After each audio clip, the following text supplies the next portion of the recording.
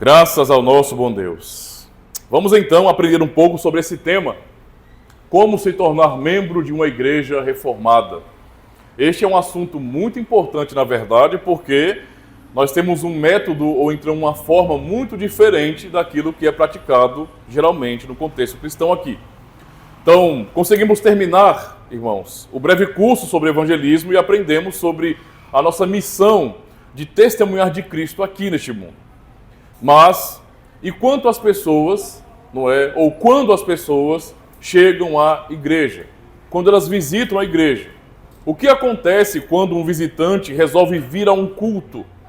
Em muitas congregações no Brasil, especialmente as pentecostais clássicas, existe a prática do apelo no final do culto, onde os convidados são chamados a aceitarem Jesus. Isso acontece geralmente naqueles modelos de evangelismo, não é, que já aprendemos, onde o objetivo é levar as pessoas a uma decisão. Decida agora, aceite Jesus, não é? Mas no culto isso também acontece em muitas comunidades, ou seja, após a pregação, ou então no término do culto, no hino final, não é, existe todo um apelo para constranger o visitante, o pecador, a vir à frente e assumir o seu compromisso com Jesus. Em algumas comunidades até mesmo, o pastor faz uma oração que o que veio à frente, o que teve coragem, tem que repetir. É a oração do pecador. A pergunta é, por que nós reformados não fazemos isso? Por que não chamamos as pessoas para aceitarem Jesus? Nem no evangelismo fazemos isso, e nem tampouco num culto, no final de um culto. Por quê? Por uma razão muito simples. A salvação não depende de um ato ou de uma fala. Esse é um ponto muito importante. Tá? Não é porque alguém está em um momento dizendo sim para as nossas palavras que isso significa que tal pessoa foi salva, que se converteu, que creu de verdade no Evangelho. Tá? Mas para responder isso melhor e apresentar o processo para se tornar membro de uma igreja reformada, vamos começar falando justamente sobre a questão da conversão. Porque antes, então, não é, de chegar no assunto do ensino, da catequese, da importância do aprendizado, temos que falar um pouco sobre conversão, justamente para apararmos algumas arestas com respeito a esse assunto, tá? Então vamos para o nosso primeiro ponto, na verdade. Não é? Aliás, pode passar, já foi a introdução, né? Agora sim, o cuidado com as falsas conversões. Isso é um ponto importante para nós. Uma vez que a salvação ou a conversão de alguém não acontece simplesmente em um momento, com uma atitude ou uma fala específica, tipo, aceito Jesus, então precisamos tomar cuidado para não promovermos, não é, como verdadeiras as falsas conversões. Porque isso pode trazer muitos problemas para a vida da pessoa, que não sabe bem o que está fazendo, e para a comunidade, que vai sofrer com um membro dando mau testemunho e nunca passando por uma conversão genuína. Tá? Muitas pessoas acreditam que se converter a Cristo é uma mera questão de concordar com verdades a respeito dele. Como se a conversão não passasse, não é, de uma questão de intelecto. Você ouve, não é, e você entende uma mensagem, um argumento, uma filosofia, e você concorda, pronto, agora eu sou um cristão. É um erro pensar assim. Porque assim como Finney, por exemplo, essas pessoas entendem que o ser humano ele pode mudar o seu próprio coração. Então, um desafio, mude seu coração, mude seu coração. Tá? Não é assim que funciona. Se fizermos uma análise, uma pesquisa social, ou então vamos conversar de repente com famílias de pessoas, não é, que tem problemas com as drogas, que são escravizadas, quem caiu numa cracolândia da vida, quem se afundou, não é, está no fundo do poço, não é, com relação a toda a questão das drogas em si, quem está próximo, os familiares que lutaram muito até não suportar mais, ou instituições que trabalham para a tentativa de recuperação, essas pessoas vão poder dizer melhor, por exemplo, como que um dependente químico, não é, como o próprio nome diz, dependente, ele está tão escravizado àquilo. E ele sozinho não consegue fazer nada. Ele precisa de ajuda das pessoas. Quando você chegar a um nível, não é, de se afundar tanto assim nas drogas, na dependência química, você vai precisar de muita ajuda, de muita paciência, de muita luta por você, para que você saia dali. Não é? Então, uma coisa assim, que é simples e pequena, que não se compara a uma conversão. Isso não chega aos pés do que uma conversão representa, porque uma conversão genuína não é, é uma questão de novo nascimento. Não é uma simples mudança de ideia, não é uma mudança apenas, não é, de um conceito. Eu tinha uma vida ruim, eu tinha uma má saúde, agora eu vou mudar, eu vou adquirir aquilo que é saudável. Não. É uma mudança total. Tá? A prática evangelical, a partir das evangelizações em massa, foi de contabilizar, por exemplo, não é, almas para Jesus. Então isso foi uma prática, e ainda é uma prática, não é, uma máxima evangelical. Homens como, vocês talvez não ouviram falar sobre D.L. Moody, ele foi da mesma época do grande pregador batista inglês Charles Spurgeon. D.L. Moody, por exemplo, não é, também foi um desses grandes pregadores, não é, que contabilizaram almas para Jesus. O primeiro a ganhar milhões de almas para Cristo. Finney também era assim, não é? Ou mesmo o famoso John Wesley, que foi o fundador do metodismo. Então, igreja metodista, até um que já sentindo, tem a igreja metodista wesleyana e etc. Não é? Ele foi o fundador desse movimento, dessa igreja, dessa denominação. E até mesmo figuras mais recentes, não é? E mundialmente conhecidas, como por exemplo, o famoso Billy Graham, não é? Não faz tanto tempo assim que ele já foi para o Senhor, mas enquanto ele esteve aqui, não é? Ele pregou muito, ele foi muito conhecido, pessoas voltavam ao estádio de futebol para ouvi-lo pregar. Não é? Todos eles foram e são reputados como pregadores que ganharam milhares de almas para Jesus Cristo. Tudo porque o foco de suas pregações era justamente levar as pessoas a uma decisão. Certo? E se tem muitas pessoas tomando a decisão, dizendo sim, muitas pessoas são contabilizadas como sendo convertidas. Ah, como isso é um problema. Às vezes as pessoas não sabem identificar o porquê é que a nossa nação tem tantas pessoas que se declaram cristãs, mas é uma nação tão perversa e afundada na imoralidade. É porque essas conversões não são reais. Você só passa, não é, a fazer parte de uma denominação cristã, mas você não conhece a Cristo.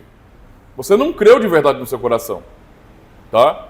Então aprendemos já aqui, não é, no curso de evangelismo, que literalmente nós não ganhamos ninguém para Cristo. Não é? Eu sei que nós usamos até essa linguagem no próprio catecismo, com testemunho, ganhar outros para Jesus Cristo. Tudo bem, dá para compreender a linguagem, mas pensemos bem sobre o que significa na realidade. Não é?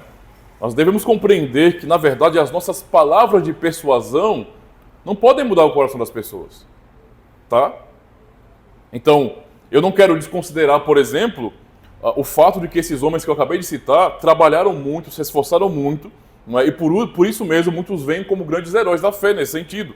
Mas eu não posso, ao mesmo tempo, sabendo o que eles pregavam, o conteúdo de sua mensagem, dizer isso realmente representou o evangelho puro sendo pregado, porque no fim o que eles anunciavam, com essa ênfase no homem, no que o homem pode fazer, era um tipo de evangelho sinergista, um evangelho onde o ser humano ele consegue completar a obra da salvação, ele consegue escolher por si mesmo a salvação.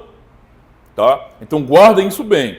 Se alguém pregar um evangelho sinergista, isto é, uma mensagem na qual o ser humano faz a sua própria parte para a salvação, então tal mensagem não é o evangelho. Só há um evangelho. Você não pode criar versões do evangelho. Certo? Você não pode usar uma lógica, não é? O evangelho de gênero. Eu sinto que isso é o evangelho. Não tem a ver com o que eu sinto, com a minha percepção. O evangelho foi revelado. Então é aquilo que tem que ser pregado. Não é? Porque se eu não prego, o que pode acontecer muitas vezes é que pessoas que ouvem a mensagem falsa do evangelho vão abraçar tal mensagem e elas não vão passar por uma conversão genuína porque não foi o evangelho que elas ouviram. Não é por isso que tantas pessoas frequentam seitas? As seitas estão de pé ainda. Elas funcionam. Por quê? O evangelho foi pregado? Não. Mas as pessoas conseguem adeptos. Irmãos, até Henri Cristo no Brasil. O tal do Henri Pop, não é? Aqui do Brasil, não tem uma figura da cultura pop brasileira, né? Que é o tal do Henri Cristo, que foi em vários programas de televisão, né? Vários programas dizendo que ele era a reencarnação de Jesus, ele reconheceu que ele era o próprio Jesus Cristo que voltou nesse tempo, e ele se caracterizava segundo as imagens dos quadros romanos, né? Ele se caracterizou baseado nisso. Você percebe que até a mentira, né, e a loucura dele depende de uma cultura romanista, não é, do Ocidente. Isso não faz sentido, não é? Ele diz que é a recriação de Cristo, mas ele é parecido com aqueles quadros católicos romanos. Então, assim, ele conseguiu muitos adeptos. Você percebe que as pessoas conseguem adeptos com boas argumentações? Ou até quando mesmo as suas argumentações beiram o nível da loucura, elas conseguem assim conquistar pessoas que creem nisso aí? Nós conseguimos conquistar adeptos para tudo, irmãos. Para tudo. Para tudo. Se alguém fala bem assim, olha, a partir de hoje eu descobri por uma revelação muito especial que nós somos filhos da lua e vamos adorar a lua agora. Então eu vou conseguir montar uma seita. Se eu acreditar na minha própria mentira, eu vou conseguir convencer outros também. Tá? Por isso que é importante compreendermos que não é pelo número de adeptos que vamos dizer se há realmente uma religião verdadeira. Não. De jeito nenhum. O evangelho tem que ser pregado. Tá? Então isso é muito importante. Isso porque, vamos voltar aqui sobre a conversão. A conversão, por que isso não é possível? Por que pessoas não ganham, pessoas não conseguem persuadir o coração de ninguém para Jesus nesse sentido? Porque a conversão, ela não é algo natural. Tá? Ninguém muda a forma, não é? Digamos assim, de forma tão radical por si mesmo. Das trevas para a luz. Deus é quem faz isso. Deus é quem opera a obra. A conversão, a mudança radical de direção, o voltar-se para Deus, não é? É uma obra do próprio Deus e não do homem. Basta lembrarmos do próprio ensino das Escrituras. Nós temos que perguntar, não é o que os homens dizem sobre a conversão, sobre a nova vida em Cristo, sobre a regeneração. Nós temos que perguntar para o próprio Deus, na sua palavra, o que é a conversão. Tá? Então, só para citar aqui para os irmãos, João capítulo 1, versos 9 a 13, e também João 3, não é, do verso 3 ao 8. São dois textos básicos que nos apresentam, não é, quem é que opera este milagre. Então, João 1, 9 a 13 diz bem assim: ali estava a luz verdadeira, que ilumina todo homem que vem ao mundo. Estava no mundo e o mundo foi feito por ele, e o mundo não o conheceu. Veio para o que era seu, e os seus não o receberam. Mas a todos quantos os receberam, deu-lhes o poder de serem feitos filhos de Deus, aos que creem no seu nome. E aí o verso a seguir, o verso 13, vai explicar quem são os que creem no seu nome, os que se tornam filhos de Deus, não é? Os quais não nasceram do sangue, nem da vontade da carne, nem da vontade do homem. O autor, ele é enfático, ele chega a ser redundante para mostrar que não depende do homem, não é o homem que opera isso. Esses que creem em Jesus Cristo, não é? Eles não nasceram do sangue, nem da vontade da carne, nem da vontade do homem. Ou seja, aqueles que creem foram regenerados, eles receberam nova vida, não é? Para crer em Jesus Cristo. E ele vai dizer, mais de Deus. Não é? Eles foram nascidos de Deus, é algo que vem de Deus. E aí o próprio autor continua ensinando o mesmo princípio, não é? Quando ele vai narrar a conversa de Jesus com Nicodemos, o fariseu. E aí, João 3, verso 3 a 8, diz bem assim: Jesus respondeu e disse-lhe, na verdade te digo que aquele que não nascer de novo não pode ver o reino de Deus. Disse-lhe Nicodemos, como pode um homem nascer sendo velho? Pode, porventura, tornar a entrar no ventre de sua mãe e nascer? Não é? Jesus respondeu, na verdade te digo que aquele que não nascer da água e do Espírito não pode entrar no reino de Deus. Essas palavras de Jesus apontam, na verdade, não é, para um nascimento que vem de maneira sobrenatural, concordando com o capítulo 1. Não é? Ou seja, um nascimento que vem do alto, é algo divino, é da água e do Espírito, como ele diz. Então, verso 6, o que é nascido da carne, olha a comparação, como no capítulo 1, o que é nascido da carne é carne, e o que é nascido do Espírito é Espírito. Não te maravilhes de ter te dito, necessário vos é nascer de novo. E aí vai dizer, o vento assopra onde quer, ouves a sua voz, mas não sabes de onde vem, nem para onde vai. Assim é todo aquele que é nascido do Espírito. Ele deixa claro, é algo soberano, é algo que Deus opera, não está no controle humano, o homem não gera isso, é Deus dando vida. É daí que vem a conversão. Tá? Há muitos outros textos que poderiam ser citados, textos que falam sobre Deus ser o responsável pela conversão e salvação do ser humano, não é? E o ser humano ser totalmente passivo do processo, porque Deus mesmo é quem conduz o homem ao arrependimento, é quem concede o arrependimento, não é? Como, por exemplo, nas palavras de Romanos 2. Ou seja, a conversão é um ato gracioso e milagroso de Deus que regenera os pecadores mortos em delitos e pecados para uma nova vida em Cristo. Isso nada tem a ver com uma tomada de decisão no final de um culto ou numa cruzada evangelística, não é? Mas com uma vida que vem pela obra de Deus como um verdadeiro milagre que agora ressuscita aquele que estava morto em delitos e pecados e dando fé por meio da palavra para que ele viva esta nova vida dedicada a Cristo, não é? Para aprender de Cristo. É por isso mesmo que devemos tomar cuidado com as falsas conversões. Tá? Porque uma pessoa não é convertida apenas porque aceitou uma cultura evangelical. Só saberemos que são crentes genuinamente se entrarem na escola de Cristo e seguirem de verdade os seus ensinos para uma vida cristã. É na vida que se vê a conversão. Não é num ato, simplesmente. É por isso mesmo que nas igrejas reformadas, ouçam bem isso, não cristãos, incrédulos, ateus, pessoas que são às vezes de outras religiões que são pagãs, por exemplo, não são chamados para aceitar Jesus. Por causa disso, tá?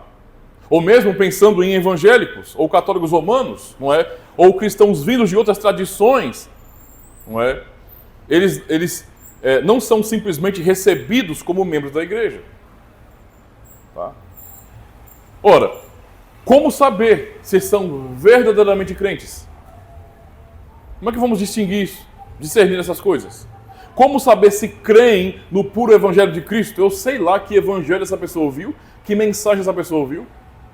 Às vezes a pessoa passou a vida toda, 30 anos numa denominação cristã, mas ouviu a vida inteira, não é? A vida inteira que o foco da vida cristã é buscar sensações.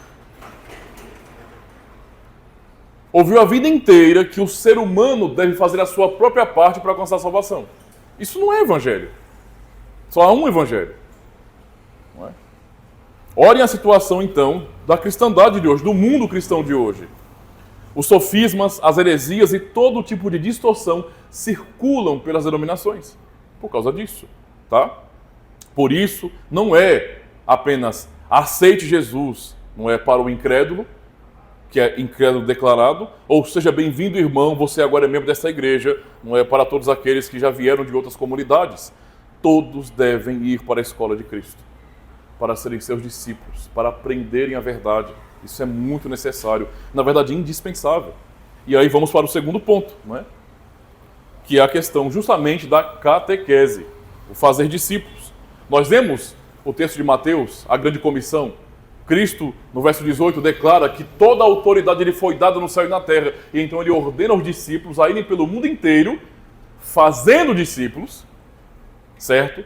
Batizando os discípulos que forem feitos, não é? E ensinando a guardar o ensino de Cristo.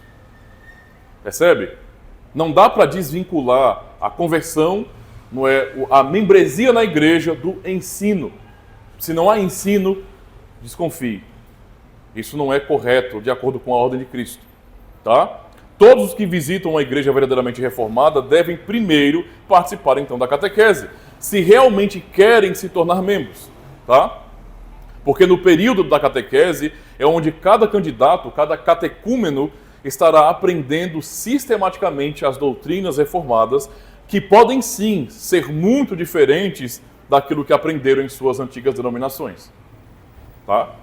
Do contrário, como poderiam estar em comunhão se muitas vezes aquilo que eles chamam de fé, quem está chegando, é algo totalmente diferente daquilo que nós pregamos? Isso é um ponto muito importante. Nem todos entendem, sabe? Algumas pessoas se ofendem com isso. Acham que nós estamos discriminando elas. Esse não é o caso. O nome disso é zelo, é cuidado. Pelo bem dela. É zelar pelo bem de quem está chegando também. Para a pessoa depois não ficar tratando a igreja como se fosse qualquer coisa.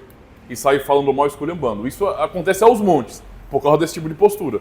De não haver uma dedicação ao ensino e à responsabilidade dos membros.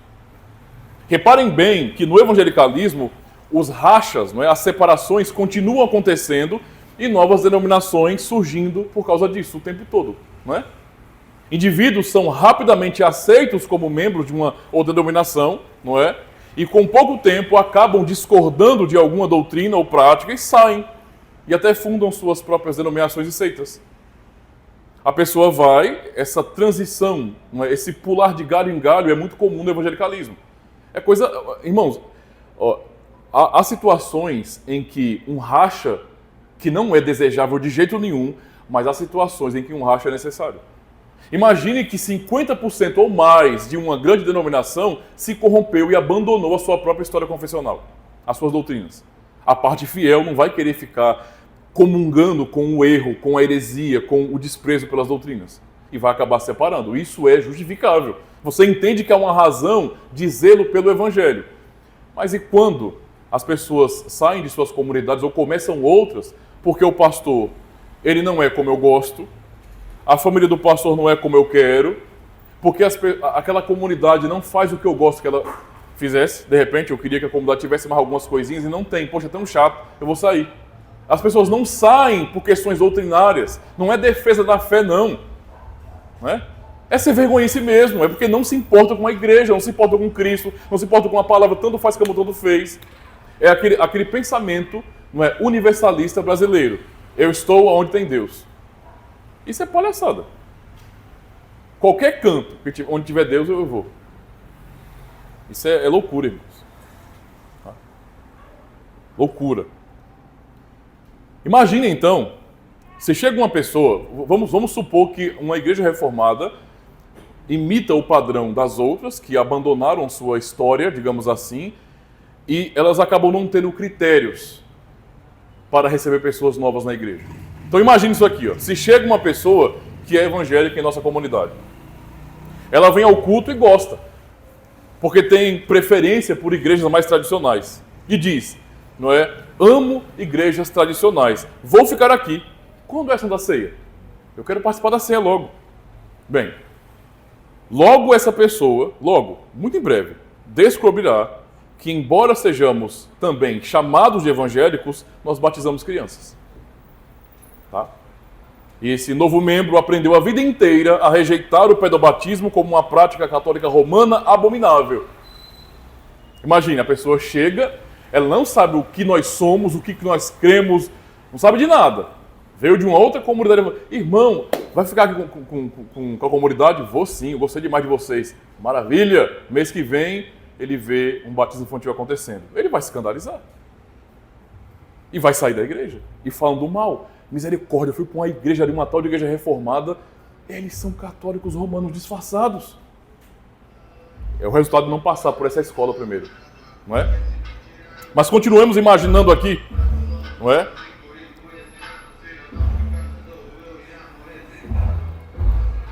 Ou imaginem que tal novo membro descubra em um mês, em pouco tempo, não é? Ele está com a expectativa errada, porque ele não sabe o que a igreja é, mas ele de repente descubra que nós pregamos sobre eleição e predestinação. Ele ouve o pastor falando isso, que Deus elegeu e predestinou na eternidade.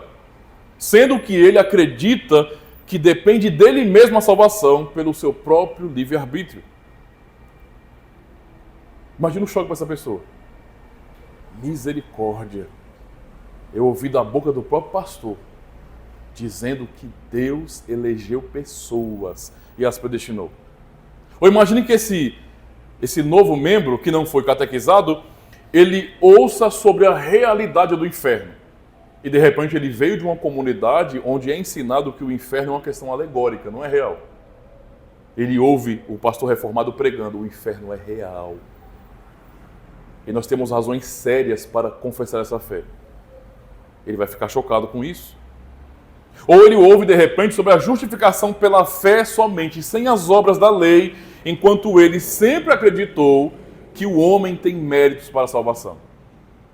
Ele veio de um lugar onde ele era incentivado a fazer boas obras para ser salvo. Aí ele chega num culto reformado e ouve, irmãos, nós não somos nada, nós não podemos nada, nós somos justificados pela fé que Deus mesmo nos dá em Jesus Cristo. Ele nos justifica, ele nos declara justos, não é porque fizemos alguma coisa para.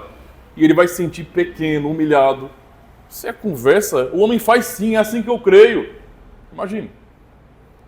Imagine que ele veio a um culto matutino, veio um culto pela manhã, não é? E falou, vou ficar aqui. A primeira impressão da igreja, nossa, eu gostei tanto dos hinos, são tão bonitos, vou ficar aqui que eu gosto de igreja tradicional, sabe?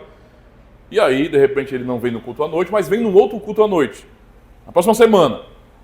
E quando ele chega no culto, ele está aqui, não é? Aproveitando, pensar que não, após a pregação, após o cântico. Irmãos, vamos agora confessar o resumo de nossa fé, como está no credo apostólico. Como assim? Misericórdia, entrei numa igreja católica disfarçada. Uma católica romana. Eles rezam o credo. Vai escandalizar. Vai escandalizar. Ou seja, tudo que eu citei aqui são questões doutrinárias básicas. Há muito mais do que isso. Temos uma eclesiologia, ou, para ficar claro, temos uma organização de igreja bem diferente de outras denominações. Tá? E se a pessoa estava, e de repente a pessoa estava acostumada com um tipo de comunidade onde tem bispos e apóstolos. Eu já tive que lidar com isso, tá? Tem gente que acha que o fato de eu ser um pastor significa, nessa hierarquia que eles inventaram, que o meu cargo é baixo, sabe? É assim, poxa. Para que eu vou ouvir um pastor, rapaz? Eu conheço um apóstolo, eu conheço um bispo, um pai apóstolo. Imagine, a pessoa vai ficar frustrada por perceber que não existe isso aqui. Né? E se a pessoa aprendeu que, por exemplo, presbíteros não passam de capachos do pastor, não são oficiais. Quando notar que quando uma igreja é formada de verdade, né, uma igreja está completa, instituída, tem presbíteros, os presbíteros são oficiais e têm tanta autoridade na igreja quanto o ministro da palavra, assim como o próprio diácono da igreja. Ou seja, os presbíteros são pastores da igreja, tanto quanto o ministro da palavra. E eles são escolhidos pela igreja e ordenados também, como o ministro da palavra. Então você não vai poder olhar para o presbítero como se fosse um chumbeta do pastor, que é o que muitos acabam fazendo. O pastor é o cara, o presbítero é coisinha. Ou de repente a pessoa ouviu a vida inteira, ou entendeu a vida inteira que o que um diácono é. O diácono, a função dele é abrir a porta da igreja, é limpar a igreja e recolher ofertas. Né? E limpar o gofo da criança quando ela está agoniada, tomou madeira demais e derramou. Gofou no culto, vomitou no culto. Aí o diácono ele vai ficar como um tipo de serviçal. Eita, irmã, eita, quer um copo d'água? Diácono não é isso, não. Diácono é um oficial da igreja de Cristo. É ordenado por ele, nesse sentido. Essa pessoa vai chocar também. Tá? Se a pessoa era de uma igreja pentecostal carismática ou avivalista, imagine. Não é? E vem. Como nós vamos poder ter comunhão prática, eu digo, com alguém assim? Comunhão prática. Não é? Veja, nós não devemos julgar membros de outras igrejas, outras denominações. E não estamos fazendo isso aqui. Mas se observarmos o conjunto de crenças de muitas outras denominações, não é? Nós vamos notar que muitas vezes essas pessoas, aquilo que elas chamam de fé, é algo totalmente avesso, totalmente diferente daquilo que nós chamamos de fé. Não é a mesma fé. Então, doutrina não é uma brincadeira, não. Isso é coisa seríssima. Por isso, cada um deve primeiro, não é, se tem interesse em ser membro de uma igreja reformada, fazer uma catequese completa, para que após um bom período de estudos, onde a pessoa possa aprender sobre todas as doutrinas e práticas reformadas e resolva, não é, muitas dessas coisas, de problemas, de dúvidas com o pastor que está ensinando, ou algum presbítero que está também passando o catecismo, tire as suas dúvidas, não é, tendo tempo para resolver essas questões em sua própria cabeça e em seu coração, e de boa consciência, sabendo o que significa ser um cristão de verdade e um reformado convicto, possa assumir tal fé diante da igreja para viver como discípulo de Cristo. Sem essa consciência, não faz sentido alguém ser membro da igreja. Porque não sabe o que a igreja é. não sabe o que é ser um cristão, não sabe o que é ser um reformado. Pois é justamente na catequese que a maioria, não todas, a maioria das nossas dúvidas serão respondidas. Não todas. Nós nascemos com dúvidas, vamos morrer com elas também.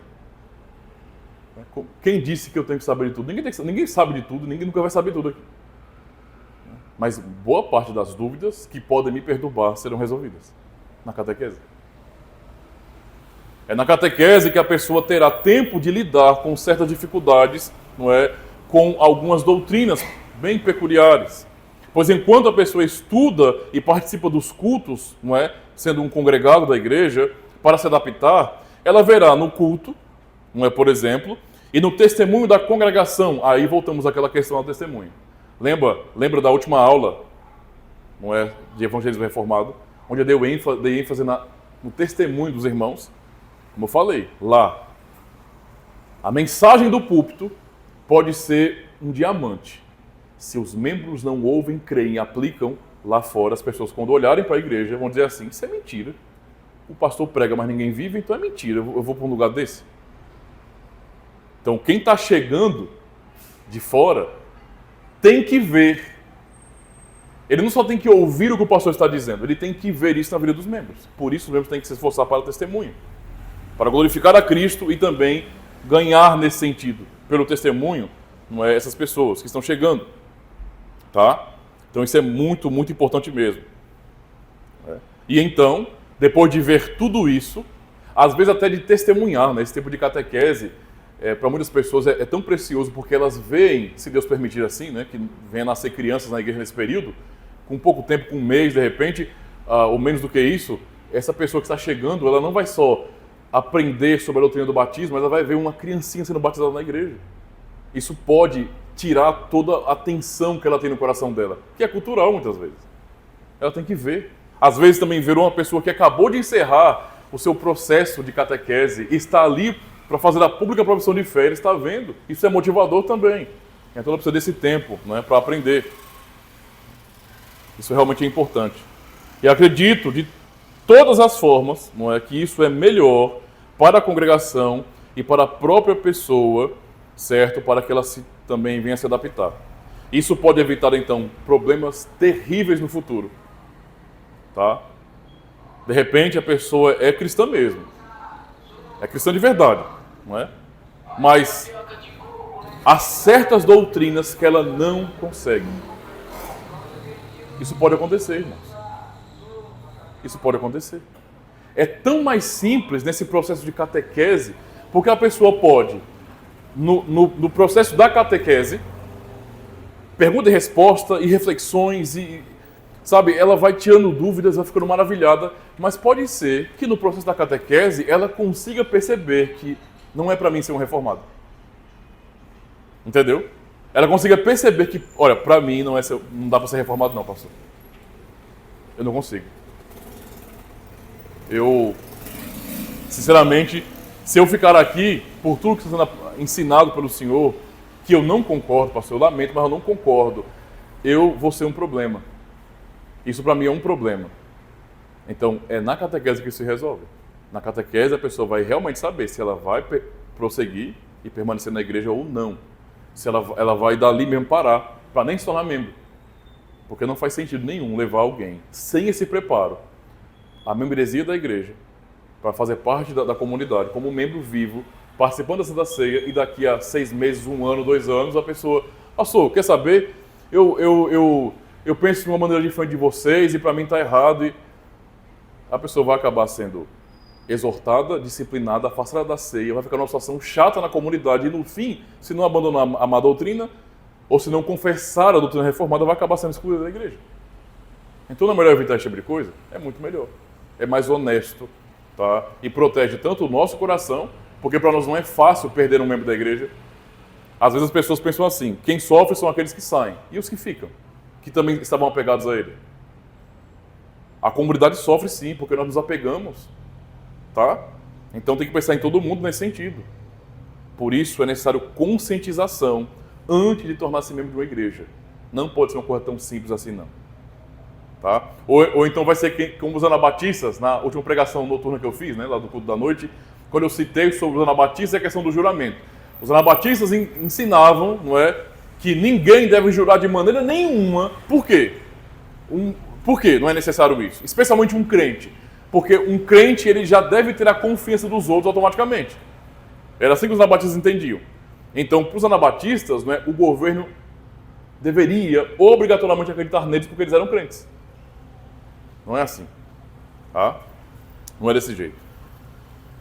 Vamos então para o terceiro ponto. Esse vai ser então um ponto onde estaremos olhando para justamente a forma para a pública profissão de fé. Um detalhe importante para vocês entenderem, se vocês quiserem depois fazer uma pesquisa, procurem Igrejas Reformadas do Brasil. Vai ter um site da Confederação onde você vai ter, por exemplo, abas que mostram as nossas doutrinas, nossos catecismos, etc.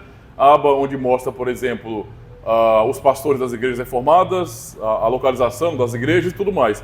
E tem uma aba que vai mostrar sobre os documentos, no caso, que são, na verdade, formas litúrgicas, tá? Então, é um detalhe importante, obedecendo ao princípio que aprendemos na Escritura sobre ser tudo feito com ordem e decência na igreja, nós temos uma forma litúrgica. Por exemplo, há uma liturgia pronta para a Santa Ceia. Então, quando vocês me veem celebrando a ceia aqui com vocês, a liturgia ela não é automática, não é da minha cabeça. Eu estou seguindo a liturgia, uma forma oficial das igrejas reformadas, certo? Se é batizar uma criança, há uma forma litúrgica. Se é, por exemplo, para a pública profissão de fé, como vamos dizer agora, há uma forma litúrgica, há uma liturgia para isso. Se é para fazer um casamento também há uma forma litúrgica para tudo nesse sentido. Não é uma coisa que vai ficar solta, não. Vamos fazer uma exposição do princípio daquilo que vai ser aplicado para que haja boa compreensão na própria comunidade, não é? Em quem está participando. Mas vamos então aqui para a forma para a pública profissão de fé. Essa forma é simples, ela tem 13 perguntas, tá? E essas 13 perguntas, elas estão totalmente ligadas com tudo que foi aprendido na catequese. Para entender o básico é esse, tá? Então a forma começa justamente assim. O nome da pessoa, vamos nos dirigir ao irmão, à irmã que estarão fazendo a pública profissão de fé. Então, irmão fulano, amado irmão no Senhor Jesus Cristo, não é? Você compareceu aqui perante Deus e a sua santa igreja para fazer a pública profissão de sua fé, a fim de ser admitido à ceia do Senhor. Neste momento, precisamos reconhecer o amor e o poder de Deus. Estamos reconhecendo por quê? Porque o irmão passou por toda a catequese, recebeu visitas, não é, dos presbíteros da igreja para tirar dúvidas, para poder explicar muitas coisas, e passou por esse processo, e está feliz e alegre, não é? E aprendeu sobre essas perguntas aqui. Então, neste momento, precisamos reconhecer o amor e o poder de Deus pelos quais Ele coloca em nossos corações o desejo de fazer a boa confissão perante muitas testemunhas. Só podemos dar graças ao Senhor nosso Deus, porque Ele, em sua graça, nos adotou como seus filhos e nos recebeu em sua aliança. E aí, o que o ministro estará pedindo a esse irmão que estará à frente da igreja é: pedimos agora a sua resposta sincera às seguintes perguntas. Então, nessas 13 perguntas eu fiz uma divisão de 4 partes, tá? Onde a primeira parte, pode passar mais uma vez. Temos aqui a divisão. A primeira parte dessas perguntas, são 13 perguntas. Então, a primeira parte refere-se ao credo apostólico, não é? A segunda parte aos sacramentos, a terceira parte à fé pessoal e a quarta parte ao compromisso com Deus e a igreja local. É assim que nós podemos dividir essas 13 perguntas, os assuntos delas. Então, ouçam bem, a primeira parte, perguntas relacionadas ao credo apostólico. Primeira pergunta: você confessa que a doutrina da palavra de Deus, resumida no credo apostólico e ensinada nesta igreja cristã, é a verdadeira e completa doutrina da salvação? Uma pessoa só vai poder responder isso se ela passou pela catequese e aprendeu em detalhes o que é o credo, o que significa o credo. Entende? Como é que uma pessoa vai responder isso sem ter passado pela catequese? Não tem como. Rapaz, eu não sei não. Deve ser, né? Eu acho que é. Não. A pessoa aprendeu. Então o que ela vai dizer diante dos irmãos? Confesso. Você confessa? Confesso. Tá? Continuando. Então, a pessoa acabou de confessar que a doutrina do credo, ou seja, o resumo da doutrina que está no credo, ensinando aqui na igreja, é a completa doutrina da salvação. Eu confesso. A pergunta a seguir é muito lógica. Porque se a pessoa confessa que aquilo é um resumo fiel da doutrina da salvação, então ela pode se comprometer. Né? Então a pergunta 2, você promete permanecer nessa doutrina? Ora, se eu confessei que ela é verdadeira, então eu posso prometer. Né? Então, você promete permanecer nessa doutrina pela graça de Deus. Esse é um detalhe muito importante, esse aposto aqui é muito importante, pela graça de Deus. Nunca confiando em nós mesmos. Tá? Então, pela graça de Deus, na vida e na morte, rejeitando todas as doutrinas e práticas que contrariam a palavra de Deus. Ora, se o irmão confessa que aquela doutrina é verdadeira, então é óbvio que ele pode dizer que promete seguir essa doutrina e rejeitar as demais. Por quê? Porque se essa é verdadeira, as outras não são. Isso não é lógico, né? Eu não posso, nesse mundo da metamorfose ambulante que nós vemos hoje, que parece que não existe, a verdade não existe mais, como algumas pessoas pensam, né? Não existe verdade absoluta. Isso não faz sentido, na verdade. Tá? A verdade sim, e quando uma verdade é afirmada, necessariamente algumas informações serão mentiras. Tá? Isso é importante.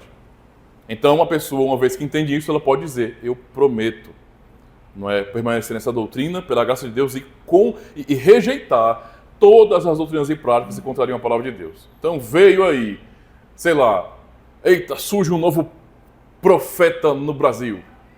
E ele veio com uma doutrina nova que acabou de ser revelada. Eu rejeito, porque eu sei o que é verdade. Estou nem aí para você, ó. Não, mas aí ele junta multidões, não é? No estádio do Corinthians, né? Ele junta multidões. Não interessa. Sim, mas ele voa no meio do público, então vai fazer um filme, né? Vai ser um super-herói. Não me interessa, a verdade eu já aprendi, eu sei o que é, então eu vou confessá-la. Então, confessou, prometeu, com relação à doutrina apostólica, não é? E a pergunta 3, referente à estrutura do credo. O que nós aprendemos sobre o credo apostólico e por que o confessamos? Que o credo, como resumo da fé, estrutura a nossa mente a entendermos que o Deus verdadeiro ele é 1 e 3, ou seja, ele é Pai, Filho e Espírito Santo. Esse é o Deus verdadeiro. Não são três deuses ou um Deus de 3 cabeças, não. É um Deus só, 3 pessoas divinas. Esse é o ponto. Tá? Aprendemos isso na catequese. Eu posso lembrar que nas aulas de catequese, por exemplo, né, aqui, as aulas de confissão belga e outros catecismos também, eu falei não só sobre o credo apostólico, mas eu usei para poder complementar o credo de Atanásio, o credo de Nicéia, que nós também cantamos aqui, às vezes no culto. Tá? Então, você crê que as 3 pessoas, Pai, Filho e Espírito Santo, são o único, eterno e verdadeiro Deus? Qual é o pressuposto dessa pergunta? Que o irmão que está dizendo que crê, ele sabe exatamente, ele confia na doutrina que está no credo. Ele diz, eu confesso que essa doutrina ela é fiel, ela explica corretamente a palavra de Deus. Foi assim que Deus se revelou a nós, e eu concordo com isso. Então eu posso dizer que eu creio. Eu creio, não é, que o Deus verdadeiro, o único verdadeiro, Pai, Filho e Espírito Santo. Essa é a minha fé. Se não há essa confissão de fé, não há cristianismo. Tá? Pergunta 4, para concluir essa primeira parte. Você concorda, agora, percebam como que nessas 4 primeiras perguntas sobre o credo, isso é para que as pessoas, é claro, a pessoa não vai ficar pensando sobre isso, no que diz respeito a raciocinar sobre o assunto, no dia da confissão de fé. Para isso você recebe visitas para você ali resolver o seu problema. E publicamente você vai declarar isso, que você já conhece e você já crê. Então, você concorda plenamente com tudo o que o credo apostólico, resumo da universal e inquestionável, indubitável fé cristã, confessa sobre este único Deus verdadeiro? Se eu, veja, confesso, prometo e creio, é claro que eu vou concordar. Então eu vou dizer, eu concordo. Eu já aprendi o suficiente na catequese para entender que o credo apostólico ensina sobre Deus é fiel. Eu não tenho dúvida disso, então eu concordo. Percebam então que não é aceitarmos um documento, não é, de fé, por exemplo, por aceitar. Não. Por isso que qual é o pedido antes da primeira parte, da primeira pergunta é: pedimos agora a sua resposta sincera às seguintes perguntas. Se alguém falar que concorda, que crê, que promete, confessa, sem ser sincero, estará fazendo o quê? Mentindo. E aí, para quem não tem sinceridade no coração, lembrem de Ananias e Safira. Eles são um exemplo perfeito disso. Quem mente diante de Deus para enganar os homens, não se dá bem, não. Segunda parte da forma. Perguntas relacionadas aos sacramentos. Então, Só tem duas perguntas, tá? Primeira pergunta. Você crê que o seu batismo simboliza e garante as promessas de Deus na Aliança da Graça? Olha, essa é uma pergunta que eu me lembro da minha experiência anteriormente, né, na outra comunidade, como essa pergunta para alguns irmãos ela travou, assim, sabe? Travou. Primeiro porque alguns irmãos vieram de igrejas batistas e aprenderam a combater, basicamente, o pedobatismo. Então, não foi fácil aceitar o batismo de criança. E por isso alguns irmãos demoraram mais tempo a fazer a profissão de fé. E é justo, é certo. Às vezes ficavam agoniados, né, para poder participar logo da ceia, e eu tinha que falar, irmãos, né, calma, relaxa, tá? Relaxa. A ceia é necessária, é uma bênção para as nossas vidas, mas nós não podemos colocar, não é, uma coisa na frente da outra. Tudo tem que ter a sua ordem. Então, não pode ser a carroça na frente dos burros, certo? Tudo tem que seguir a sua própria ordem. Então, primeiro aprenda, depois assuma e participe. Não vai participar sem ter fé nisso, não faz sentido. Então, você crê que o seu batismo simboliza? Até aí, muitos disseram, tá tranquilo. E garante, vixe pastor, misericórdia, garante, eles fazem uma associação direta, esse é um mau evangélico, né? O evangélico brasileiro, o bom evangélico brasileiro tem uma alma católica romana. Ele está o tempo todo tentando não ser igual ao católico romano. O evangélico brasileiro é como um filho que teve um pai muito ruim, e ele tem más recordações desse pai, e ele luta para não ser igual ao pai, mas acaba repetindo os erros do pai. Esse é o evangélico brasileiro. Tudo que ele não quer é ser um católico romano, é parecer um católico romano. Então ele combate o tempo todo. Então, quando ele ouve e garantir as promessas de Deus, na cabeça desse evangélico que está chegando na igreja nossa, então quer dizer que o batismo salva? Ninguém está dizendo isso. Não está escrito que o batismo salva aqui. O batismo simboliza e garante as promessas de Deus na aliança da graça. Garante as promessas de Deus na aliança da graça. O que quer dizer? Que Deus prometeu, Ele é fiel, Ele nos deu um sinal de sua fidelidade. Não quer dizer que o batismo salva ninguém. Mas que Deus é fiel e o que Ele prometeu, Ele cumpre. É simplesmente isso. Tá? Então isso é um ponto muito importante. Muito importante. Essa é a primeira pergunta da segunda parte sobre os sacramentos. E aí a pergunta 2, no caso a pergunta 6 dos sacramentos, né? Que fala bem assim. Esse é um ponto também muito importante, viu? Você confessa, essa é a parte. Quem vem cheio de humanismo para uma igreja reformada, não é? Imagine alguém tendo que fazer passar por isso sem ter passado por catequese. Quando eu ouvi isso aqui, você confessa detestar-se como pecador. Está repreendido, está amarrado. É logo assim. Detestar-se como um pecador, humilhar-se perante Deus e procurar a sua vida fora de si, não é em você não é? Em Jesus Cristo somente, como a Santa Ceia testifica. O que a Santa Ceia testifica para nós? Que Cristo é a nossa vida. Ele é a vida verdadeira, Ele é o nosso verdadeiro alimento.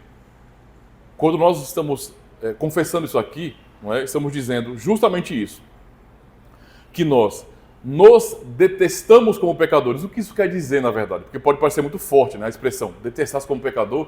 Poxa, pastor, estamos na era onde os psicólogos, psiquiatras, psicanalistas, onde os apresentadores, os coaches dizem o tempo todo, e os filmes, e as novelas e as séries dizem o tempo todo, se amem, se preocupem com vocês, com o coração de vocês.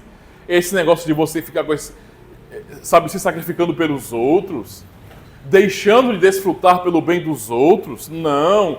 Amem a vocês, se olhem diante do espelho e digam, eu amo o que eu estou vendo. Né? É assim que o mundo é hoje.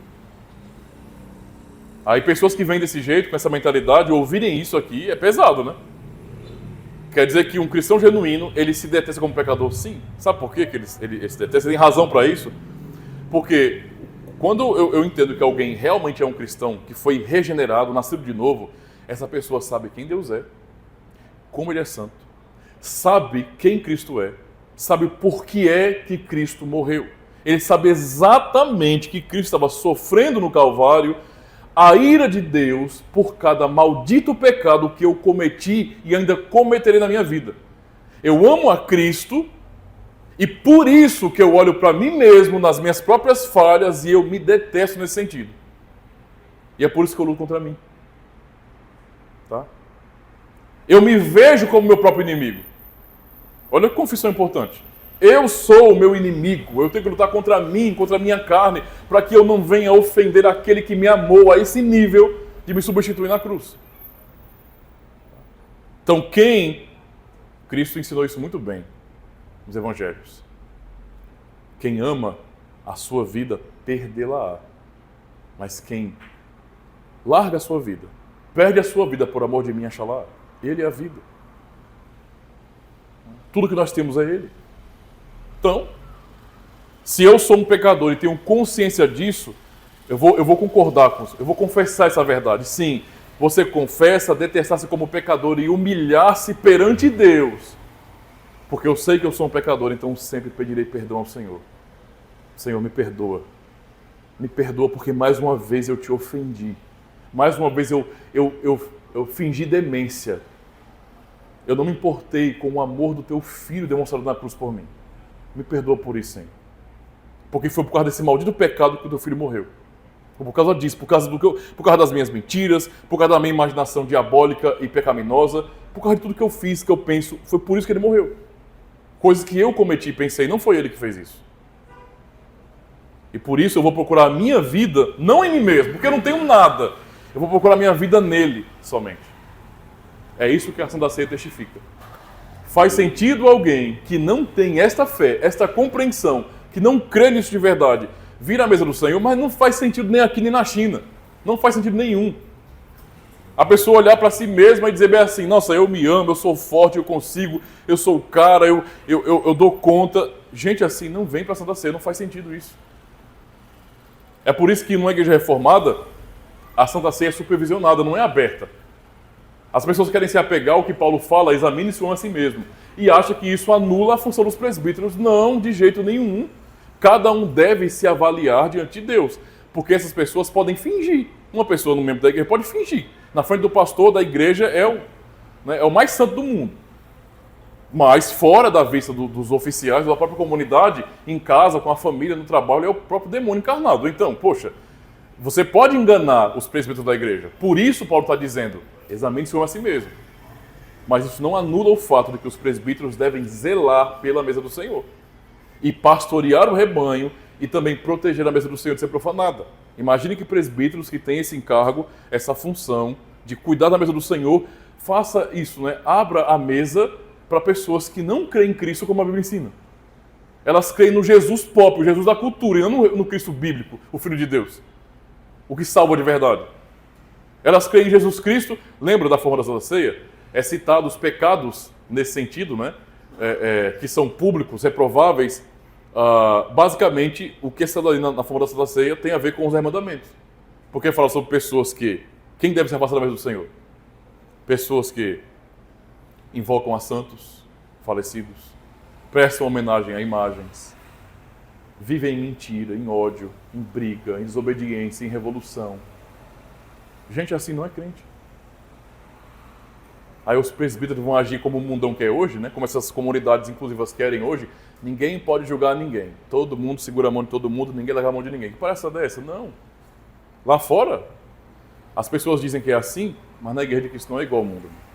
A nossa agenda não é a agenda do mundo. O Senhor da igreja, o cabeça, nos ordena ter ordem nesse sentido.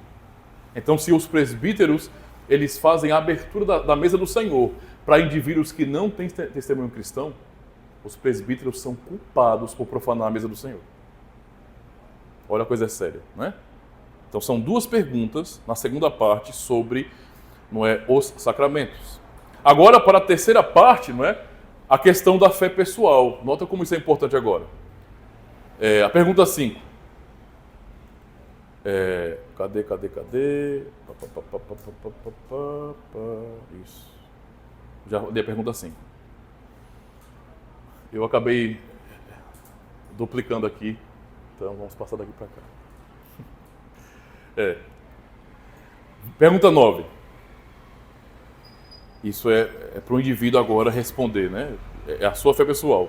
Você declara que ama o Senhor Deus e que é o seu desejo sincero servi-lo conforme a palavra dele, não é servir a Deus conforme o seu coração. No mundo evangélico de hoje, cada um serve a Cristo como quer servir. Você declara que ama o Senhor Deus e que é seu desejo sincero, é o que você quer. Você quer submeter a palavra dele, né? Ou seja, servi-lo conforme a palavra dele. Vírgula. Separar-se do mal do mundo. Olha, se você vai ser um servo de Cristo, vai ter que abandonar o mundo. Né? Separar-se do mal do mundo. Lutar contra a sua natureza pecaminosa, que você anteriormente declarou que detesta. Né? Então, lutar contra a sua natureza pecaminosa e viver uma vida verdadeiramente cristã. Baseado nisso, não é? Aprendemos tudo com relação à doutrina, agora há pouco. Agora é a questão da fé pessoal e da prática. Ou seja, baseado nisso aqui, é que os presbíteros da igreja vão exortar e disciplinar aquele membro que prometeu essas verdades aqui, mas não vivem uma vida verdadeiramente cristã. Porque ele prometeu que amaria a Deus. Ele disse diante de Deus da igreja que o desejo dele sincero era servir a Deus conforme a palavra dele. Não conforme a sua própria imaginação, mas conforme a palavra dele. E prometeu também, declarou que ele iria separar do mal do mundo. Ele está dizendo para a igreja, irmãos, eu era uma outra pessoa. Eu vivia no mundo, era perdido, mas agora eu declaro que eu vou me separar do mal do mundo. Eu serei um membro vivo da igreja, eu estarei aqui com vocês, eu não vou mais ser mundano. Lutar contra a sua natureza pecaminosa, eu prometo, é a minha declaração. Eu estou declarando que eu vou lutar contra mim. Eu terei minhas lutas, é fato. Eu sou um pecador, mas eu vou lutar contra isso. Tá? E vou viver uma vida verdadeiramente cristã. Eu vou me esforçar para ser um crente de verdade. E não para brincar com o nome de Cristo. É o que eu estou declarando aqui na igreja. Olha como isso é sério. Pergunta 10. Você assume o compromisso de dedicar sua vida inteira ao serviço do Senhor como membro vivo da igreja dele? O que a pessoa está assumindo aqui como compromisso não é um tipo de acordo com prazo de validade com Cristo. Eu vou ser crente, mas se as coisas não forem bem para mim, aí eu vou fazer outra coisa. É como alguém falar no dia do seu casamento para a sua noiva, diante do altar, do ministro e das pessoas, das testemunhas. Vamos, diga para ela, eu vou te amar na alegria e na tristeza, na saúde e na doença, na riqueza e na pobreza, até que a morte nos separe. Diga isso para ela, vá, diga. Bem, eu vou te amar na alegria, mas depende da razão da tristeza, né, padre? Né, pastor? Depende da razão da tristeza. Vai que ela me botou gaia. Vai que eu fiquei sabendo que eu virei um chifrudo na rua. Vai que, sei lá, ela mudou o seu comportamento comigo, ou então, depende, se eu ficar triste por uma situação dessa aí, eu não vou... Vou dar no pé, não quero saber de nada não. E por que está casando? Se você já está pressupondo o pior, não case. Desculpa, não case. Né? Aí, então prometo agora que vai amar na saúde e na doença. Assim, pastor. Ela é uma gata, ela é tão linda, mas, poxa, pastor, se ela adoecer, é uma hérnia, sei lá, né? Tiver algum problema na tireoide, começar a engordar muito, ou então, sei lá, pastor, vai que passa um carro aí, bate nela, arranca a parte das pernas dela, desfigura o rosto dela, então, ixi, como é que eu vou... Desse jeito não dá não, assim, eu estou dizendo que eu quero amar, mas se tiver alguma coisa nesse sentido, né, aí você tem que me entender também, que eu não vou querer ficar com uma mulher pela metade. Não, é sério, eu tô brincando, isso aqui é sério mesmo. Você chegar diante da igreja para ser um membro da igreja e você não ser sincero, não é, em assumir um compromisso de vida inteira para Cristo, é como alguém casar desse jeito. Eu vou servir a Cristo, se servir a Cristo não me trouxer dificuldades. Se tiver cruz, estou fora. A não ser que seja cruz com rodinha, como a cruz neopentecostal. Cruz com rodinha. E sempre com olhinho para não ficar fazendo barulho. Né? Então, se servir a Cristo representa, já não dá certo. Isso ensina, ó, quem quiser vir após mim, Evangelho de Mateus, quem quiser me seguir, vir após mim, Eu vou e os meus seguidores, né, vão atrás. Então, quem quiser me seguir, negue-se a si mesmo. Certo? Você tem que se negar. Autonegação. Não sou eu que importa. O que importa é Cristo. Quem importa é Cristo. Não são as minhas vontades que importam. O que importa é a vontade de Cristo. Não são os meus planos, são os planos de Cristo. Não é a minha vontade, a minha palavra é a palavra de Cristo. Quer ser cristão? É assim. Então, o compromisso a ser assumido aqui é justamente esse. Você assume o compromisso de dedicar sua vida inteira, do dia que eu conheci o Senhor, até o dia que Ele me levar para a glória, eu serei dele e viverei para Ele. É esse o compromisso que a pessoa está fazendo. E não somente eu serei dele de boca. Não. O compromisso é você assumir o compromisso de dedicar sua vida inteira ao serviço do Senhor como membro vivo da igreja dele. Não adianta nada para algumas pessoas, que eu sei que é bem comum hoje, dizerem, eu sou de Cristo até morrer. Irmão, há quanto tempo você não vai na igreja? Por que você não vai? É porque você trabalha? É porque está difícil? Não. É porque assim, sabe, às vezes abusa. Tem que pensar. Eu sei que, com muita dificuldade, nós vamos tentar entender irmãos que trabalham por escala. Não é desejável. E eu oro por irmãos que passam por isso, porque não é uma coisa desejável, não. Quem dera que cada irmão tivesse liberdade para domingo estar em paz com a família. Para nutrir a sua família com a palavra de Deus no dia do Senhor. Mas nem todos podem desfrutar disso. Vamos entender.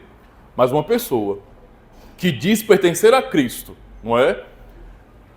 Não ser, ao mesmo tempo, um membro vivo, um membro que funcione. Tem gente que acha que ser cristão, vale ser cristão assim. É como se você tivesse sofrido um AVC. Um lado do seu corpo não funciona direito. Não funciona. Torna-se um peso morto.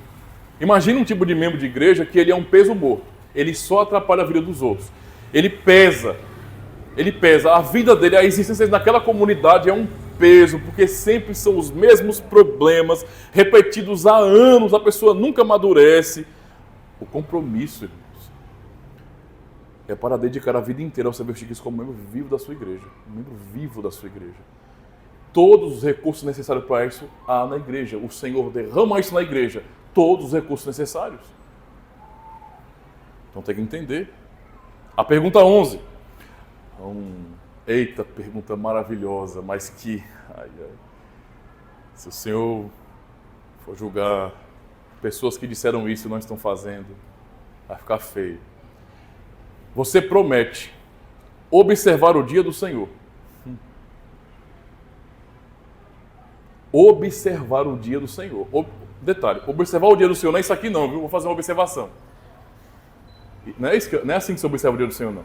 Observar é obedecer. Observar é guardar. É entender que Deus nos dá um dia, como eu falei, eu acabei de citar exemplo de irmãos que são chamados a trabalhar com as suas famílias nesse dia. Isso é compreensível. Em última análise, é a providência de Deus.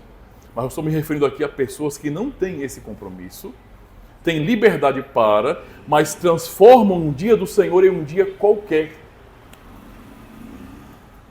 Qualquer. Hoje, ao invés de ir para o culto, rapaz, pensando bem, eu posso adorar a Deus na praia. Você está pecando, miserável. Isso é pecado. E é por isso que o membro, quando vai ser membro da igreja reformada, ele deve prometer isso. Eu acho que muitas pessoas já fizeram, por emoção de fé, responder essa pergunta e eu acho que no outro dia esqueceram. Porque, sinceramente, se eu estou dizendo, eu estou prometendo observar o dia do Senhor, não é? Então, eu prometo observar o dia do Senhor. E aí eu tenho um ênfase a respeito do dia, aqui, que é especialmente para dar culto a Deus, junto com os demais crentes. Quando eu prometo observar o dia do Senhor, primeiro de tudo, eu estou reconhecendo, tá, que esse dia é separado dos outros. É dia do Senhor. Não é meu dia, não. Não é o dia do meu aniversário. É o dia do Senhor. Tá? Dia do Senhor. Então tem que pensar nisso. Dia do Senhor. Então eu reconheço isso. E esse dia eu vou dedicar especialmente para dar culto a Deus junto com os demais crentes. Quais são as atividades mais importantes do dia do Senhor? São os cultos. Quer dizer que eu vou fazer todo o sacrifício necessário para estar com meus irmãos, porque eu estou prometendo que no dia do Senhor, que eu observarei, por sua graça, eu estarei junto com a congregação, porque Ele nos chama nesse dia para nos juntarmos, estarmos diante dEle. Não é? E não somente isso, notem, eu vou observar o dia do Senhor, é minha promessa, para, especialmente, cultuar a Deus. Isso envolve, por exemplo, num dia de sábado, o cristão que ama o Senhor dormir direito, né? Para quando chegar no domingo de manhã, não ficar no culto caindo na cadeira, não é? Babando tão cansado que está, não prestou atenção em nada, não é? Ele só diz amém na hora do susto.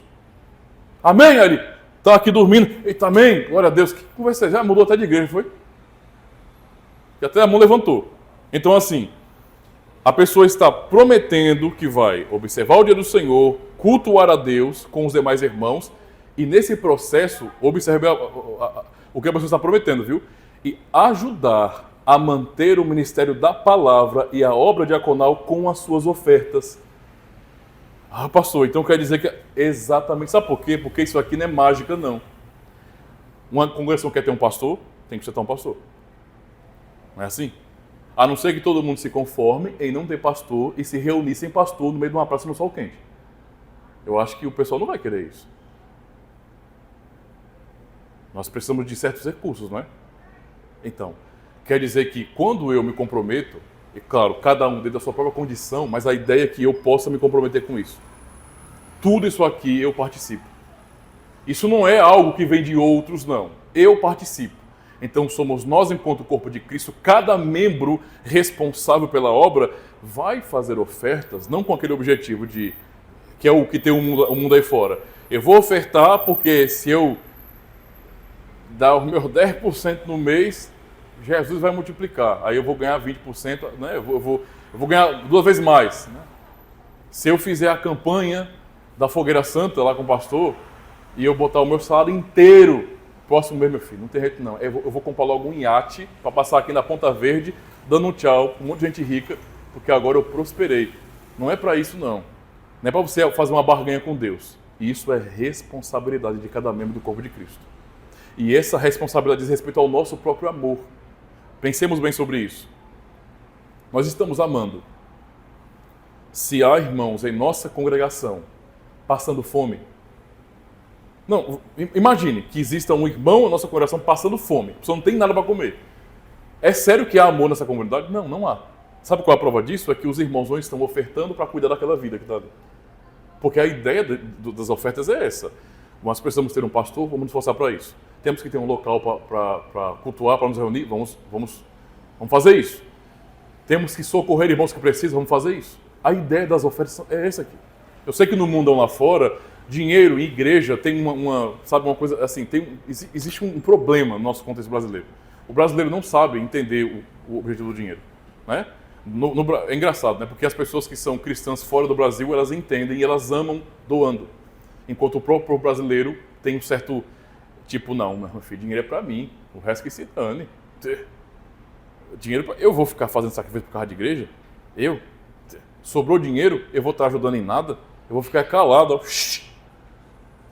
Se sobrou dinheiro, eu vou fazer o que eu quero. Igreja? É como se a igreja fosse uma instituição pública. Isso aqui é o quê? Do Estado, por acaso? Tem gente que acha que a igreja é coisa da prefeitura. Não é coisa da prefeitura, não. Isso é coisa nossa. Somos nós trabalhando para que isso aconteça. Essa deve ser a nossa consciência. Porque senão nós não conseguimos demonstrar amor. Com ofertas, eu demonstro amor pela palavra, porque eu vou me esforçar para ter um ministro da palavra. Amor pela palavra, porque também com ofertas, eu estou considerando aqui uma situação em que nós podemos fazer isso. Não é? Que é a situação ordinária. Com as ofertas, nós conseguimos mandar a oferta, por exemplo, uma ajuda para o seminário, porque nós queremos que os seminários continuem formando pastores, futuros pastores, para continuar pregando o evangelho. Não é? E conseguimos socorrer nossos irmãos que passam por dificuldade. É um irmão que, de repente, sei lá, uma família, o marido morreu, ou o irmão perdeu o emprego, está numa crise. Irmãos, é inaceitável que esse irmão, que nós chamamos de irmão, com quem nós comungamos, ele passe por tais necessidades e nós não vemos compartilhar com ele, não faz sentido. Esse é o objetivo das ofertas. Por mais que haja um mau testemunho lá fora, e que lá no mundo, porque essas comunidades evangélicas são um bando de comunidades mundanas, na verdade, onde lá dinheiro é visto para poder enriquecer pastor. Eles estão pecando contra Deus e Deus vai julgá-los. Mas o pecado deles, a falha deles, não justifica a nossa. Nós temos que nos conscientizar. E é isso que estamos prometendo na pergunta 11 sobre o dia do Senhor. Ou seja, nós prometemos guardar o dia do Senhor e tudo que está relacionado a ele. Entende? É devoção a Deus, é amor aos irmãos, é culto ao Senhor, não é? E o cuidado com a sua obra.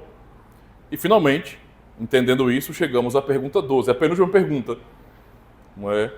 Você promete, olha que coisa importante, né? Isso aqui é, eu amo essa pergunta.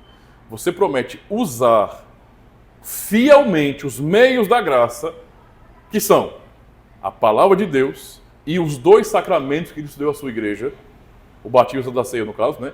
A fim de crescer espiritualmente? Ora, Deus tem nos dado todos os recursos necessários para a vida espiritual, por exemplo. Temos pregação, temos ensino, somos batizados, não é? Nós, tanto os que já participam, desfrutam da Santa Ceia, como aqueles que ainda não observam e aprendem com a Santa Ceia, todos os recursos espirituais necessários para a nossa vida em Cristo estão disponíveis a nós. A pergunta é, como temos usado tais recursos? Como usar fielmente a palavra de Deus? Primeira coisa importante. Se eu quero usar a palavra de Deus fielmente, que é um meio de graça para o meu próprio crescimento espiritual, então eu ouvirei a palavra com seriedade. Eu a receberei como palavra de Deus, não como palavra de homens. Eu confiarei nessa palavra e procurarei refletir nela. Sabe o que isso significa na prática? Que quando eu ouvir a pregação no culto, eu estarei atento à pregação. Eu ouvirei a pregação, porque é para mim.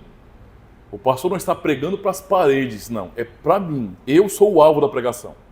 Aqui não é como nesse contexto pentecostalizado, onde quando o pastor fala alguma coisa que é forte, né? A pessoa fala, eita papai, não para si mesmo, é para alguém, para atingir alguém. Não. Na igreja de Cristo, fiel, a palavra é para todo mundo. Porque não tem ninguém perfeito aqui, ninguém. A palavra é para o pastor, é para os presbíteros, para os diáconos, para os membros da igreja, para os mais jovens, para os mais velhos, não importa para quem, a palavra é para todos. Deus está falando com sua igreja. Eu devo receber essa palavra como palavra autoritativa de Deus para a minha vida. E, portanto, se eu uso esse meio de graça de maneira fiel, recebendo essa palavra, eu a obedecerei. A minha intenção deve ser essa. Deus está falando comigo e eu vou acatar as palavras do Senhor e vou aplicá-las em minha vida. Porque se essa não for o meu objetivo, a minha intenção, eu já estou mentindo nisso aqui. Eu estou ouvindo, eu creio e eu quero obedecer a tua vontade, Senhor. O Senhor me ensinou a andar assim, eu andarei. Porque se nós não fizermos isso, a que é a Escritura Sagrada? A pregação se reduz a mera filosofia. Fui domingo ouvir uma palestra. Não, palestra é coisa nenhuma. Ouvi Deus falar. Certo? E o batismo é a Santa Ceia, os sacramentos. Como usar o batismo, por exemplo, de uma maneira fiel para que eu cresça espiritualmente? Lembra de quem você é. Lembra do que o Senhor fez em sua vida. Lembra que você foi batizado em nome do Pai, do Filho e do Espírito Santo e o nome do Senhor foi colocado sobre você. Nós somos povo dele. Lembra disso, porque você lembrando disso, você tendo essa consciência da sua própria identidade em Cristo, eu fui batizado em nome dele e, portanto, eu pertenço a ele, você vai lutar, baseado nisso, contra o pecado e os convites do mundo. Quando o mundo te convidar para fazer o mal, você vai dizer, eu pertenço a ele. Eu fui batizado em nome dele. É assim. É desse jeito. E cada vez que uma criança é batizada, ou alguém que vem de fora é batizado, eu sou lembrado disso. Olha, Senhor, o que está acontecendo com aquela pequena criança, ou com aquele homem que nunca recebeu um batismo, o que está acontecendo com ele é o que um dia aconteceu comigo também. Eu posso lembrar da grande bênção na minha vida. E na vida dele agora, que pertence também a Ti. É mais um para a Tua família, Senhor. É isso que tem que nos alimentar. E a Santa Ceia? Já aprendemos tanto sobre a Santa Ceia. Tanto, não é? Ou seja, nós usamos a Santa Ceia de maneira fiel para o nosso próprio crescimento espiritual, quando nós cremos de verdade que nós somos alimentados por Cristo na Santa Ceia. Nós levamos a sério isso. Domingo que vem tem Santa Ceia, vamos pensar nisso, vamos refletir sobre isso, porque pregação não nos falta. Vamos pensar sobre isso. Senhor, próxima semana teremos o grande privilégio de participarmos da Tua mesa. Tem misericórdia de nós. Nos ajude a lutar contra a nossa fraqueza nesse sentido, para que possamos, naquele dia, Senhor, sermos fortalecidos na fé. Eu quero participar da Tua Santa Ceia e, ao término, eu quero me sentir realmente revigorado na fé. Eu quero aprender a batalhar mais ainda pelo Evangelho. Aumenta a minha fé, me ajuda na fé, me alimenta para a vida eterna. Nós devemos desejar isso, buscar por isso. E nós estamos prometendo nessa pergunta isso. Eu prometo que vou usar fielmente. Eu não vou desperdiçar tais recursos na minha vida. E agora a pergunta final, para nós concluirmos aqui. A pergunta que, se você não cumpre, se alguém não tem intenção de cumprir, desfaz tudo aquilo que já foi dito e prometido, não é? Que é, você promete sujeitar-se à exortação da igreja. Então, cristão reformado não pode ser casquinha de uva. Não dá. O presbítero me chamou a atenção. É uma criancinha, vai chorar agora? Vai fazer birra, vai fazer biquinho? Nós não somos ensinados a sermos assim, não. Nós temos que entender que quando nós erramos, não é? Nós precisamos ser exortados. Então, você promete sujeitar-se à exortação e disciplina da igreja, caso você se desvie da verdade em sua doutrina e conduta. Olha um detalhe. Primeiro, se eu não prometo que vou me submeter à exortação quando eu errar, então eu já estou confessando aí que tudo que eu disse antes é mentira. Segundo, observem bem como que essa pergunta é importante e mostra para nós que a nossa vida deve estar pautada na verdade, na doutrina verdadeira e na obediência a Deus. Quer dizer que desvios que levam à disciplina não são apenas aqueles de ordem moral. Na maioria das comunidades, só se acontece disciplina se os pecados forem daquela ordem moral. Ou seja, quando é que uma pessoa é disciplinada e se for ainda, se for. Se por acaso, sei lá, caíram em adultério. Parece que só existe isso. Igreja só existe adultério, misericórdia. Só se pega com isso. Né? Só é gente que caiu em adultério. As pessoas estão pecando de várias maneiras possíveis, mas só se conta o adultério. Que palhaçada é essa? Aqui nós aprendemos que não somente a ordem moral, não somente os princípios dos mandamentos, mas a própria doutrina.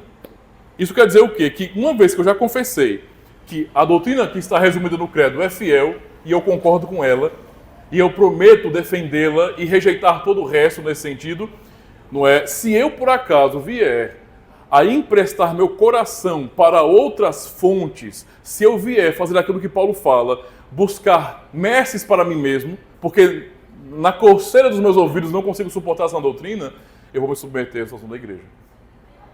Aí de repente, sei lá, eu assisti um vídeo do Caio Fábio, assisti um vídeo de algum herege famoso da internet, algum palhaço que disse, quem disse que nós precisamos de presbíteros? Nós podemos nos batizar, nós mesmos. Eu me batizo. Pastor, isso não faz tanto sentido. Ou então algum palhaço, me perdoa a expressão, algum palhaço, algum desses endemoniados de internet que vão dizer, olha, esse negócio de igreja instituída, isso aí, ó, isso é coisa de Constantino, isso é invenção da Igreja Católica Romana. A igreja tem que se reunir nas casas. Nada de pastor, de ordem, de disciplina, de exortação, misericórdia, comunhão. Aí a pessoa vai, eu acho que é muito mais cristão e sabe, mais consciente de ver assim. Vá na onda. Porque se a pessoa está negando o que aprendeu como verdade, vai ser exortado, chamado ao arrependimento também, porque está sendo um adúltero também. Prometeu que iria obedecer, queria confessar, porque concordava e agora está jogando tudo fora? Então vai ser exortado, porque para nós doutrina e a ordem moral, tudo isso aí é danoso. E eu vou dizer mais, por mais que tentemos, não é, e devemos ser conservadores no que diz respeito a sermos obedientes aos princípios da palavra de Deus, para a ordem moral, isso é indispensável, para a vida cristã, de gratidão a Deus, ainda assim eu posso dizer, pela própria história da igreja, que as piores mazelas sofridas pela igreja não vieram da ordem moral, mas de doutrina. Heresias já foram grandes ameaças à igreja. Pensemos nisso, porque heresias destroem comunidades, racham comunidades, acabam com o consolo de cristãos, trazem perturbação à nossa alma. Por isso temos que ser exortados. Finalmente, então, quando a pessoa responde a tudo isso, lembremos, não é? Depois de passar por todo aquele processo e a pessoa crê assim. Então, lemos o texto de 1 de Pedro 5, versos 10 e 11. O Deus de toda graça, que em Cristo vos chamou à sua eterna glória, depois de ter sofrido por um pouco, Ele mesmo, vos há de aperfeiçoar, firmar, fortificar e fundamentar. A Ele seja o domínio pelo século dos séculos. Amém. É o Senhor quem nos dará força. Ele é a nossa própria força. Então, cada pergunta, irmãos, deve ser respondida com sinceridade, pois é diante de Deus e de sua igreja que dizemos: creio, prometo, declaro, assumo e confesso. Tá? Essas palavras, elas têm peso de juramento. Lembrem da última pregação no terceiro mandamento. Peso de juramento. Tá? O que o Senhor disse, Êxodo 20, verso 7, não terás, não tomarás o nome do Senhor teu Deus em vão, porque o Senhor não terá por inocente o que tomar o seu nome em vão. Lembrem também das palavras de Jesus Cristo, quando ensina o sentido do terceiro mandamento. O Senhor Jesus ensina justamente assim, Mateus 5, 33 a 37. Ouçam. Outro sim, ouvistes que foi dito aos antigos: não perjurarás, mas cumprirás os teus juramentos. Certo? Tem que cumprir o que jurou. Eu, porém, vos digo que de maneira nenhuma jureis, nem pelo céu, porque é o trono de Deus, nem pela terra, porque é o escábulo de seus pés, nem por Jerusalém, porque é a cidade do grande rei. Cristo cita isso porque os judeus daquele período, eles desenvolveram, não é, uma forma de fazer juramento sem literalmente jurar usando o nome de Deus. Ao invés de jurarem diretamente por Deus, faziam o quê? Na sua tradição, eles juravam pelo céu, juravam pela terra, não é? E assim por diante. Por Jerusalém. Jesus diz bem assim, verso 37. Seja, porém, o vosso sim, sim, e o vosso não, não. Porque o que passa disto é de procedência maligna. Quem fala sem ter a intenção de fazer de verdade, no que diz respeito à obediência, está agindo como o diabo. Isso é de procedência maligna. Então, na pública profissão de fé, nós dizemos: creio, prometo, declaro, assumo e confesso que o nosso sim seja sim de verdade. Devemos encarar nossa pública profissão de fé como sendo, não é, sim, não é algo solene, porque é feito no culto e com peso de juramento. Confiemos então, não em nós mesmos, mas na graça de Deus, pois é Ele que nos dá a força necessária para perseverarmos até o fim. Amém?